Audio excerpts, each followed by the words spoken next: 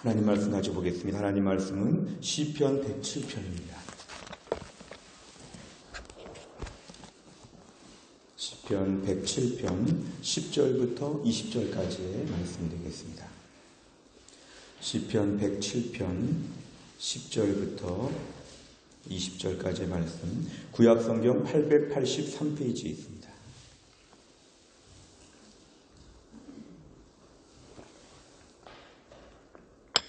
시편 107편 10절부터 20절까지의 말씀을 저와 한 절씩 교독하시겠습니다. 사람이 흑암과 사망의 그늘에 앉으며 공고와 쇠사슬에 매임은 하나님의 말씀을 거역하며 지존자의 뜻을 멸시함이라. 그러므로 그가 고통을 주어 그들의 마음을 겸손하게 하셨으니 그들이 엎드러져도 돕는 자가 없었도다. 이에 그들이 그 환난 중에 여호와께 부르짖음에 그들의 고통에서 구원하시되 흑암과 사망의 그늘에서 인도하여 내시고 그들의 얼거맨 줄을 끊으셨도다. 여호와의 인자하심과 인생에게 행하신 기적으로 말미암아 그를 찬송할지로다. 그가 논문을 깨뜨리시며 쇠빗장을 꺾으셨음이로다. 미련한 자들은 그들의 죄악의 길을 따르고 그들의 악을 범하기 때문에 고난을 받아 그들은 그들의 모든 음식물을 싫어하게 되어 사망의 문에 이르렀도다. 이에 그들이 그들의 고통 때문에 여호와께 부르짖음에 그가 그들의 고통에서 그들을 구원하시되, 같이 읽습니다. 그가 그의 말씀을 보내어 그들을 고치시고 위험한 지경에서 건지시는도다. 아멘. 오늘은 회복의 순서라는 제목으로 하나님 말씀을 함께 전하겠습니다. 우리는 회복에 대한 관심이 참 많이 있습니다. 회복하면 좋겠고 회복에 대한 간절한 기도 제목들이 많이 있는데 회복에 대한 이야기를 많이 하는 걸 보면 이 땅은 회복이 필요할 정도로 수많은 고통과 상처와 아픔들이 있다는 걸 알게 됩니다. 회복이 필요한 세상은 고난이 많은 세상이라는 말과 같은 말이기도 합니다. 그런데 우리에게 있어서 이렇게 회복이라는 말, 이런 말은 일정한 시간이 필요하다는 말을 같이 의미하고 있습니다. 어제까지 아팠는데 오늘 아침에 갑자기 낫지 않고 일정한 기간을 거치면서 점점점 나아가고 있다. 그래서 우리는 회복의 시간들을 항상 장기적으로 볼 수 있는 기다림과 여유가 필요합니다. 그래서 우리가 회복의 시간들을 통해서 단순히 그 문제뿐만 아니라 그 문제와 연동되어 있는 수많은 문제가 함께 나아지고 고쳐질 것을 저희는 바라야 됩니다. 우리가 아이들이 한번 아팠다가 낫게 되면 그 아이들이 단순히 몸만 낫는 게 아니라 철이 든다는 걸 알 수 있습니다. 아이가 한번 심하게 아팠다가 아이가 철이 든다. 성도들도 마찬가지인 것 같습니다. 한번 어려운 일을 겪게 되었다가 어려운 일만 해결되는 것이 아니라 영적으로 철이 든다. 드디어 하나님 앞에 기도할 줄 알고 생각하는 것, 분별하는 것이 굉장히 탁월해지는 것은 우리가 영적으로도 한번 아픈 다음에 철이 드는 것을 알 수 있습니다. 우리가 오늘 본문의 시편 107편을 보면 그래서 우리에게 고통의 시간이 있다는 걸 오늘 12절 이하에서 우리에게 말씀하고 있습니다. 우리에게 고통의 때가 오는데 그 고통의 때에 제일 중요한 건 뭐냐면 그러므로 그가 고통을 주어 그들의 마음을 겸손하게 하셨다. 하나님께서 우리의 삶에 고통을 허락하시는 이유는 뭐냐면 그 고통의 시간에 우리가 겸손하게 된다는 것입니다. 내 삶에 고통이 찾아올 때, 고난이 찾아올 때 늘 기억해야 될 것은 내가 겸손 학교에 입학하게 되었다. 이렇게 보셔야 되죠. 기본적으로 사람들은 겸손하기 어려운 기질을 가지고 있습니다. 모든 사람들은 기본적으로 날 때부터 교만합니다. 우리 중에 누가 교만하다 이런 말 하지만 사실은 그 말을 하는 사람도 교만합니다. 우리가 다 교만합니다. 우리 모두에게서 교만은 평생 동안 우리가 헤어나올 수 없는 우리의 죄성이기 때문에 우리는 다 교만합니다. 사실은 우리가 성실하게 사는 사람들, 어찌 보면 순수한 뜻보다는 뭔가 좀 남들보다 높아지기 위해서 성실한 사람들이 많습니다. 공부를 열심히 해서 남들보다 뭔가 탁월해지고 대단해지고 싶고 성공하고 싶은 것도 일종의 교만의 마음이 곁들여질 수 있죠.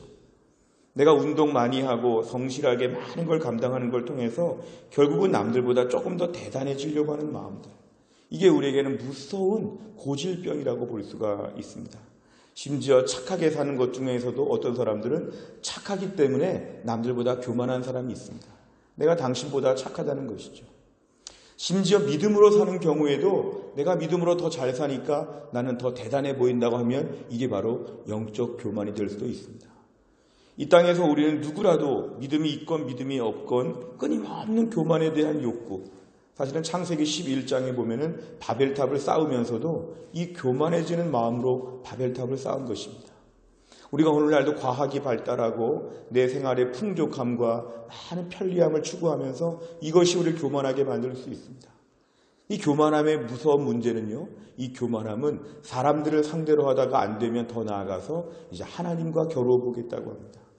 바벨탑도 사실은 하나님과 겨루어서 이겨보겠다고 하는 그러한 교만함이었고, 그래서 우리는 이 교만의 문제가 우리에게 늘 있기 때문에 겸손학교에 들어갈 때마다 이 겸손학교에 들어감을 매우 필요하다고 생각해야 됩니다. 하나님, 제가 겸손학교에 입학하게 됨을 감사합니다. 저는 지금 겸손이 필요합니다. 주여, 저가 겸손학교에 입학하게 된 것을 감사합니다. 이래야 되죠. 하나님께서 우리의 삶에 고통을 주셔서 우리 인생에 바람을 빼십니다. 막 너무 부풀려져 있고 너무 막 요란하게 되어 있고 이러한 종류의 모든 것들 가운데서 우리가 오늘날 겸손해지기 위해서 하나님은 때로는 우리에게 고통을 주신다는 것입니다. 우리를 고통을 주셔가지고 바람을 다 빼게 하여 주시고 다 모든 걸 잃어버리게 하시고 낮추셔서 오직 은혜의 보좌 앞에 엎드리게끔 만들어 주신다는 것이죠. 그래서 우리 인생 가운데 내 인생에 고통이 찾아올 때마다 이 고통의 때는 겸손하게 들어가서 바람을 빼는 시간이 되게 하여 주시옵소서.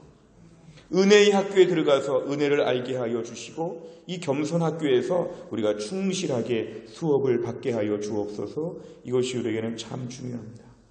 그래서 우리가 이 고통의 시간이 시작된다고 할 때 세상의 불신자들은 이 고통을 통해서 망할 것이라고 생각하지만 성도들은 그렇게 생각하지 않습니다.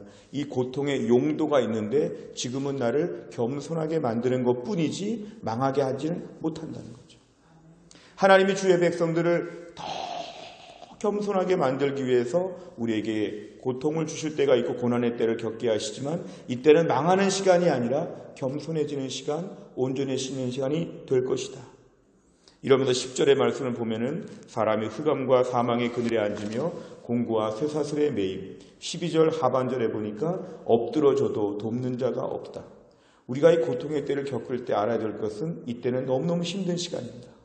너무너무 힘든 시간이기 때문에 아무도 안 도와주고 사망의 그늘에서 매일 허덕이며 산다는 것이죠. 그러나 이 제로의 상태, 전무의 상태를 통해서 우리의 기도 제목이 있다면 하나님 어서 안 아프게 해주세요. 어서 지나가게 해주세요. 이런 기도 제목보다는 주여 제가 지금 철저하게 겸손해지게 하여 주시옵소서. 이게 유일한 기도 제목이 되어야 됩니다. 부모가 아이들을 때는 체벌하고 혼낼 때도 자녀 입장에서 그만 혼내면 좋겠다 이런 말 하기보다는 내가 정신 차려야겠다 이게 중요한 결단이죠. 하나님께서 우리를 다루실 때 우리는 고통의 때가 와서 지나가기를 바라는 이런 마음보다는 주여 이 고통의 때가 왔사오니 이때 제일 중요한 수호 목표는 뭐냐면 주여 겸손해지게 하여 주시옵소서. 그동안 제 심령에 외적으로는 은혜로워 보이고 외적으로는 겸손해 보였지만 속에 은근한 교만함이 많았습니다. 하나님 저를 겸손하게 하여 주시옵소서. 그래서 우리는 이 어렵고 힘든 시간들을 통해서 기도 제목 딱 한 가지만 찾으라고 하면 어서 고통이 지나가게 해주세요라는 것을 입에 담지도 말고 하나님 이렇게 기도해야 되죠. 주여 저를 겸손하게 하여 주옵소서. 지금 많이 힘든데 하나님 이 힘든 때에 정말 하나님의 은혜 앞에서 납작 엎드리게 하여 주옵소서. 내가 그동안에 돈이 많았고 공부 잘했고 내가 착하게 살았고 교회 안에서 많은 일을 감당했고 주여 다 내려놓게 하여 주시고 나나 오늘 흉악한 죄인이 예수 믿은 거나 똑같습니다. 아무것도 내세우지 않겠습니다. 납작 엎드리겠습니다. 저에게 은혜를 베풀어 주시옵소서. 이게 바로 우리에게 진정한 신앙의 중요한 항목이라는 것입니다. 그래서 본문에 보면 13절 상반절에 이렇게 겸손해지는 사람은 그 다음 행동이 뭐냐면은 환난 중에 여호와께 부르짖는다 그랬습니다. 겸손의 가장 큰 증거는 뭐냐면 기도한다는 거죠. 겸손한 사람이 기도할 수 있습니다. 다른 말로 하면 기도하지 않으면 아직은 버틸 수 있다는 교만이 있다는 거죠. 우리가 신앙생활하면서 기도 많이 하는 사람들의 특징은 뭐냐면 겸손한다는 것이죠. 왜냐하면 내 힘으로 안 된다는 거죠. 그 주님 앞에 도와달라고 하면서 겸손한 사람이 기도하게 됩니다. 환난 중에 하나님께 부르짖는 것, 사실은 환란이 없을 때 부르짖지 않지요. 기도하지 않죠. 기도해도 괜히 기도가 이렇게 겉돌지요. 기도를 너무 아름답게 하는 분들, 기도를 너무 멋있게 하는 분들, 시적으로 하는 분들에게 제가 늘 도전하는 것은 기도는 사치스러운 억구 나열이 아니라 기도는 처절한 몸부림입니다. 지금 우리 아이가 굶어 죽고 있고 내가 굶어 죽고 있는데 밥 하나 달라고 뭐 좀 먹을 것 좀 달라고 구걸할 때처럼 간절하게 매달리는 게 바로 뭐냐면 기도 시간이라는 거죠. 그래서 우리는 기도할 때 겸손한 사람이 기도할 수 있는데 기도를 더 잘하려면 더 겸손해져야 더 기도를 잘할 수 있습니다. 예수님 말씀 당시에 바리새인들을 보면은요, 바리새인들은 기도할 때 교만하게 기도했지요. 하나님, 저는 저 세리들보다 의롭습니다. 하나님, 저는 이런 착한 일을 많이 했습니다. 이건 교만한 기도죠. 우리가 오늘날 기도하면서조차도 교만할 수 있습니다. 하나님, 저는 믿음으로 참 잘 살고 있습니다. 주님, 저는 참 의롭게 살았습니다. 저는 참 기도도 많이 하고 저는 교회에서도 매우 일을 많이 하고 우리 집안은 믿음 안에 대단한 집안이고 막 자랑을 하죠. 그러면서 하나님, 저 사람들보다 제가 의롭습니다. 이거는 엄밀하게 말하면 기도라고 보기가 어렵습니다. 왜냐하면 겸손이 없는 기도이기 때문에. 내가 교회 나와서 기도하면서조차도 나는 대단해, 저 사람은 많이 부족해, 이런 마음을 가지고 기도하면 이 사람 아직 기도를 모르는 거죠. 기도라는 것은 다른 사람의 형편을 살펴보지 말고 내 비참한, 절박한 나의 문제를 통렬하게 보면서 지금 내 코가 석자지요. 하나님 도와주시옵소서. 기도하면서 누가 악하다, 누가 선하다, 내가 대단하다 이런 말 할 수 없는 것은 기도는 마지막에 다급하게 하나님께 요청하는 것이기 때문에 오늘 본문에 의하면 환난 중에 여호와께 부르짖는다 그랬습니다. 이 부르짖는다는 것은 처절하게 고백하는 것이죠. 하나님 도와주십시오. 제가 지금 너무 힘들고 어렵습니다. 그래서 겸손한 마음이 있을 때 온전하게 기도하게 되고 기도의 자리에 나가서 엎드리게 된다는 것입니다. 그러면서 우리 안에서 모든 교만함을 정리하는 것이죠. 기도하다 보니까 기도 제목이 수정됩니다. 처음에는 힘들어서 기도를 시작했는데 기도하다 보니까 내 힘든 문제가 더 비참하고 심각한 건 뭐냐면 내가 너무 악하다는 걸 깨닫게 되죠. 기도하다 보니까 내가 너무 그동안에 악하게 살았죠. 기도하면서 오히려 내 문제를 낱낱이 파헤쳐서 하나님께서 우리의 죄를 보게 하시죠. 나의 완악한 점을 보게 하시죠. 기도하면서 우리가 하나님 앞에서 겸비하게 됩니다. 기도를 10분, 20분, 30분, 40분 이렇게 하다 보면은 내가 얼마나 죄덩어리인지를 깨닫게 되죠. 하나님, 저는 죄밖에 없습니다. 저는 지금 고통의 문제를 해결하는 것보다 더 중요한 것은 이 죄의 문제를 가지고 어쩔 줄을 모르겠습니다. 어찌할꼬 가슴을 치면서 자신의 죄의 문제에 대해서 매일매일 고민해야 되죠. 불신자가 처음 예수 믿을 때도 죄의 문제에 대한 해결 때문에 감사하지만요. 성도들이 정직한 마음으로 신앙생활하면 자기 죄의 문제 때문에 매일매일 가슴을 치며 기도하게 됩니다. 하나님, 저의 죄의 문제가 너무 심각합니다. 어떻게 보면 더 악질인 것이 겉으로 착해 보이기 때문에 더 문제가 될 수 있죠. 남들은 그 정도면 훌륭하다고 말할지 모르지만 내 안에 감춰지는 죄가 빛으로 가까이 나갈수록 내 죄가 더 드러나기 때문에 하나님, 제가 정말 악합니다. 용서하여 주옵소서. 무엇보다 11절에 보니까 하나님 말씀을 그동안 거역하며 지존자의 뜻을 멸시하며 살았습니다. 하나님, 사실상 저의 교만의 대상, 저의 경쟁자는 하나님이었습니다. 하나님을 향하여 대놓고 제가 범죄하며 살았습니다. 하나님, 용서하여 주시옵소서. 이렇게 우리 자신을 놓고 하나님께 통렬하게 매일매일 기도하다 보면 주께서 우리에게 먼저 정결한 마음을 주시고 우리를 겸손하게 바꾸어 주신다는 것입니다. 우리가 신앙생활을 하면서 초창기에 하는 범죄가 있고요. 신앙생활 후반부에 하는 범죄가 따로 있는 것 같습니다. 초창기의 범죄는 이거죠. 말도 안 되는 죄를 짓고 다니죠. 그런데 신앙생활 하다 보면은 이제 말도 안 되는 죄는 짓지 않게 됩니다. 신앙생활 초반, 중반, 후반에 갈수록 어떤 죄가 있냐 하면은 내 안에 교만함이 든다는 거죠. 벌써 교회 나오면서도 내가 누구보다 기도 많이 한다. 봉사하면서 내가 우리 교회에서 봉사 제일 많이 한다. 하나님께 헌금하면서 내가 헌금 많이 하고 있다. 내가 뭔가 대단하다고 하는 교만함. 제자 훈련을 받고 순장이 되고 사역을 많이 하면서도 고질적인 범죄는 이것이죠. 내가 우월하다고 하는 생각들. 하나님 앞에서조차도 자꾸만 우월하죠. 이 마음을 고치는 게 필요합니다. 고통의 때, 환난의 때 우리에게 제일 중요한 거 뭐냐면 하나님 제가 아무것도 아닙니다. 하나님 도와주시옵소서. 아침마다 새벽에 나와 부르짖어 기도할 때 계급장 떼고 기도해야 되죠. 하나님 저는 아무것도 아닙니다. 아무것도 아닙니다. 그동안 제가 주를 위해 봉사한 거 아무것도 아닙니다. 하나님 그저 은혜로 왔습니다. 하나님 저를 불쌍히 여겨 주시옵소서. 그래서 교회 앞에 모일 때 사실은 의인들이 모인다고 하지만 하나의 의인으로 봐주시지만 실제로는 자기 죄 때문에 감격하며 엎드리는 죄인들이 모인 게 교회죠. 그러니까 교회 안에는 나는 의롭다고 하는 사람들, 하나님이 다 용서해 주셨어요. 이런 의롭다고 하는 사람들은 아직 나올 자격이 준비가 안 된 겁니다. 하나님께 나올 자격 준비는 이거지요. 제가 겸손하게 엎드립니다. 나 같은 죄인 살리신 주님의 은혜가 너무 놀랍습니다. 교회 나올 때마다 우리가 믿음을 회복하는 첫 번째는 이거죠. 내가 아무것도 아닙니다. 하나님 제가 온전하게 주 앞에 엎드립니다. 이것이죠. 이렇게 우리가 주 앞에 겸손하게 나오게 되면 오늘 본문의 13절 하반절에 보니까 당장 그들의 고통에서 구원하신다. 14절에 보니까 흑암과 사망의 그늘에서 인도하여 내신다. 그들의 얼거맨 줄, 밧줄, 포승줄을 다 끊으신다. 16절 논문을 깨뜨리시고 쇠빗장을 꺾으셨다. 하나님 일하신다는 거죠. 그러니까 우리가 고통의 때에 제일 먼저 하나님께 겸손하게 바뀌게 되면 하나님은 그 마음의 태도만을 가지고 우리들을 회복시켜 주신다는 것입니다. 완벽하게 살았다는 것이 아니라 하나님께 겸손의 마음을 갖기만 하고 겸손해서 기도하기만 해도 하나님께서는 고통의 문제가 이제는 해결하는 쪽으로 바꿔주신다는 것입니다. 이게 바로 하나님의 은혜이죠. 하나님께서 우리 안에서 겸손한 자에게 은혜를 회복하여 주신다. 주님이 이제부터 일해 주신다는 거죠. 그러면서 우리에게 제일 중요한 회복은 오늘 본문의 20절입니다. 20절 같이 읽어볼까요? 본문의 20절입니다. 시작. 그가 그의 말씀을 보내어 그들을 고치시고 위험한 지경에서 건지시는도다. 아멘. 이제 고통을 통해 우리가 겸손해졌다면 우리의 마음밭이 기경된 것입니다.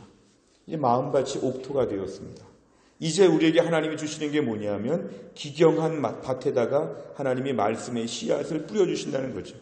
20절 말씀을 보내신다는 겁니다.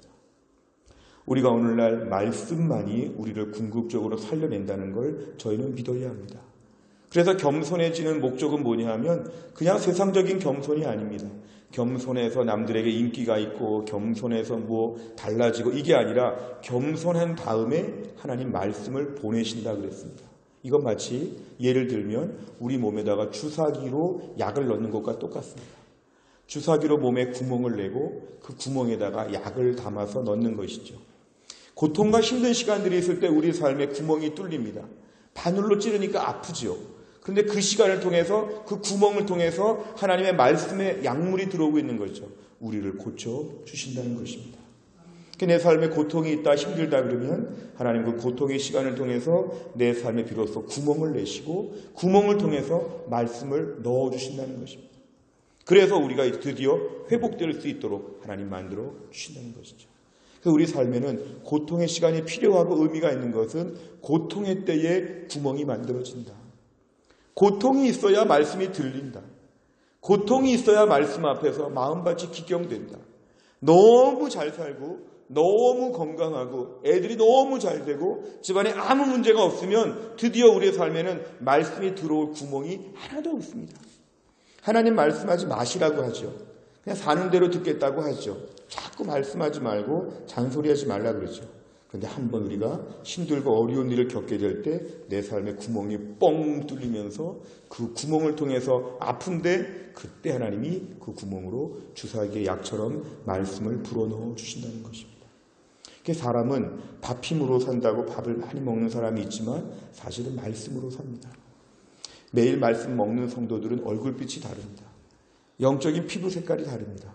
제가 주일마다 많은 성도들을 만날 때 어떤 성도들은 주일날 보기만 해도 그동안에 많이 굶주렸구나가 느껴지죠. 게다가 말 몇 마디 하거나 기도 한번 시켜보면 여실없이 드러납니다. 아, 이분은 너무 그동안 말씀이 부실했구나. 옛날 옥하는 목사님은 그래서 순장반에서 순장님들을 대표 기도를 계속 시키면서 반드시 기도 끝나고 평가했답니다. 순장이 지난 주간에 기도 별로 안 했죠. 최근 은혜 생활 잘 못했죠. 오늘 기도하는 거 보니까 다 할 것 같아요. 공포의 기도 시간이었죠. 오늘 기도시키면 어떡하나. 차례대로 시키긴 했지만 늘 걱정의 대상이었죠. 기도를 시키는 즉시에 드러난다는 것이죠. 신앙생활은 매우 리얼한 것입니다. 포장을 아무리 포장해도 얼굴색과 기도 문구를 통해서 드러난다는 거죠. 우리는 오늘날 하나님 말씀을 풍성히 먹어야 됩니다. 매일매일 경건의 시간, 하나님께 매일매일 기도 시간을 통해서 말씀이 계속 들어와야지만 한마디 말을 해도 말씀이 나간다는 거죠. 감탄사를 해도 말씀이 나간다는 거죠. 근데 말씀이 별로 안 들어오게 되면 세상적인 드라마, 요즘 정치 뉴스, 복잡한 이야기 이런 게 가득하다 보면은 그 사람은 잠깐만 대화해도 엉뚱한 얘기 많이 하죠. 예수님 믿고 구원받으세요. 예수 믿고 즐겁습니다. 하나님께 순종했습니다. 기쁩니다. 이런 말은 전혀 나오지가 않고 손 정치 얘기, 여당, 야당 이야기, 손 세상 얘기, 식사 얘기, 맛집 얘기, 여행 얘기, 손 다른 얘기만 하죠. 왜냐하면 마음에 가득한 것이 입으로 나오기 때문에 그렇죠. 사람은 말씀의 힘으로 삽니다. 말씀은요, 집안에서 꼼짝 못해도 말씀의 힘과 능력은 누릴 수 있습니다. 저희 어머니는 대전에 이사 오시고 외출을 못하시고 집안에 계시는데요. 하루 종일 성경만 보십니다. 다니지 못하시고 말씀만 보시죠. 그런데 말씀에 대한 얘기를 많이 하실 때마다 나이 80세에 말씀만 묵상하는 그 생활이 멋있게 보이고 부럽게 보입니다. 어쩌면 너무 건강하고 너무 다른 것이 분주하여 정보가 가득해가지고 다른 얘기를 쉴 새 없이 하는 것보다는 하나님 말씀에 대한 이야기. 오늘 성경 말씀 내가 열왕기하를 봤는데 참 의대로운 말씀. 오늘 말씀처럼 살아야겠다. 하나님 말씀이 우리 안에서 계속 나와야 한다는 거죠. 예수님도 마태복음 4장 4절에 보면 사람이 떡으로만 살 것이 아니요 하나님의 입으로부터 나오는 모든 말씀으로 살 것이다. 내가 집안은 가난해도 말씀에 부유할 수 있습니다. 몸에는 좀 장애가 있고 질병이 있어도 말씀을 읽고 볼 정도만 되면 하나님 마음에 부유함을 주십니다. 우리 안에 말씀의 은혜는 그래서 공평한 것입니다. 말씀의 은혜는 글만 읽을 줄 알면 공평한 것이나 누구에게 보장되어 있습니다. 아모스 8장 11절에 보면은 기근이 말세에 오는데 어떤 기근이 오냐면 말씀을 듣지 못한 기갈이 온다고 아모스에서 경고하고 있습니다. 신기하죠? 말씀을 듣지 못하는 기갈, 안 들리는 기갈, 늘 말씀이 없으니까 허기진 생활, 영적으로 빈약한 생활이 우리에게 얼마나 일반적인지 모릅니다. 오늘 사탄이 성도들을 공격할 때 교회 못 나가게 하는 공격까지 하다가 안 되면 교회 나왔지만 말씀 못 듣게 하는 공격. 길가에 뿌려진 씨앗처럼 말씀이 뿌려졌는데 새들이 집어먹은 것처럼 말씀이 전혀 안 들리게 되는 것. 말씀을 전혀 알지 못해서 말씀이 섭지 못해서 영적으로 자꾸만 우리가 바싹바싹 야위어 가도록 사탄이 공격한다는 것입니다. 그래서 말세에는 하나님 말씀을 들으려고 하는 열정으로 자꾸만 살아야 되죠. 영양제를 맞는 것처럼 자꾸 말씀의 은혜를 사모하셔야 됩니다. 이게 결코 자연스럽지 아니하고 의지적으로 결단해야 됩니다.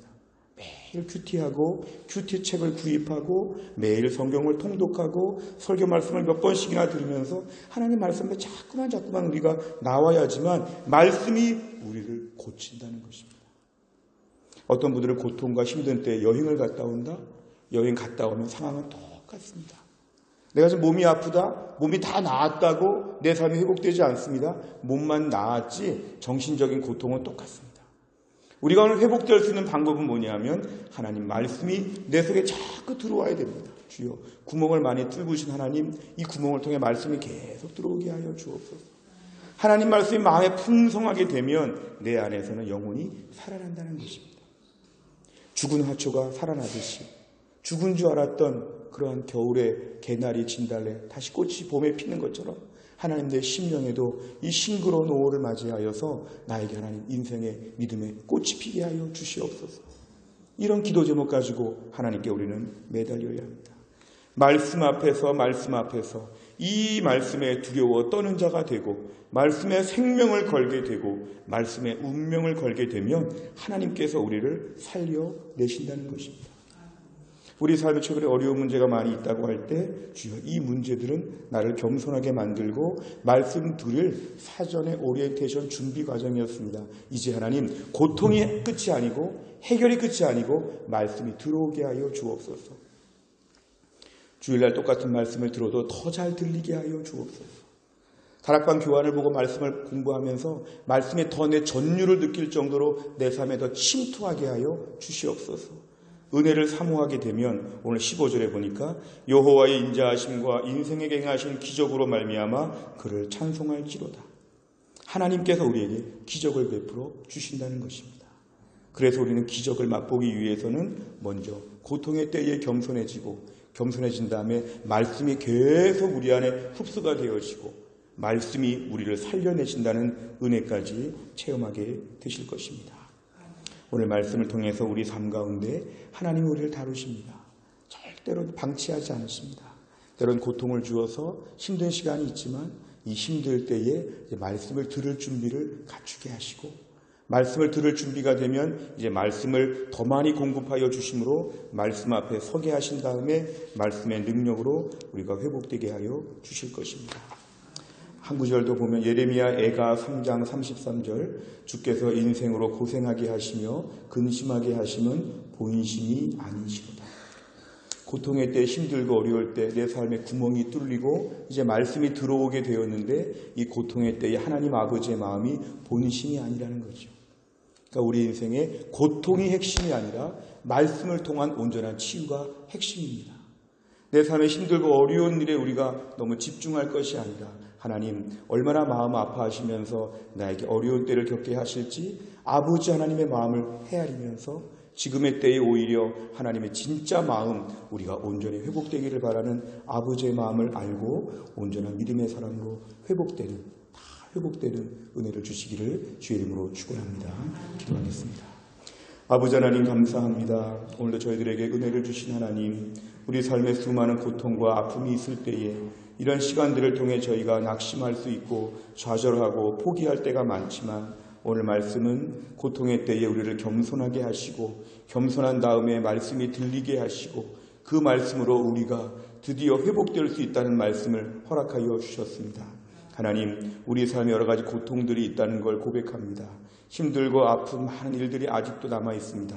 하지만 주님, 이런 것들을 통해 망할 것이 아니라 이런 것들을 통해 겸손하게 하시고 결국 온전하게 하셔서 하나님의 사람으로 말씀으로 우리를 세워가실 것을 믿게 하여 주시옵소서. 두려워하거나 절망하거나 고통 자체에 모든 것이 집중되어 있지 않게 하여 주시고 이 고통은 겸손하게 하는 용도밖에 안 되고 겸손해진 다음에 말씀 듣고 나중에는 다 이것을 하나님께서 해결하여 주실 것이라고 믿을 수 있도록 우리에게 믿음을 더하여 주옵소서. 우리 성도 가운데 최근에 많은 힘든 문제 가운데 어려운 백성들이 있다면 오늘 말씀을 들으면서 이제 말씀 들을 준비가 최적화되게 하여 주시고 말씀 앞에 전적으로 반응할 수 있는 말씀으로 생기가 다시 소생되어질 수 있는 은혜가 있게 하여 주옵소서. 예수님의 이름으로 기도하옵나이다.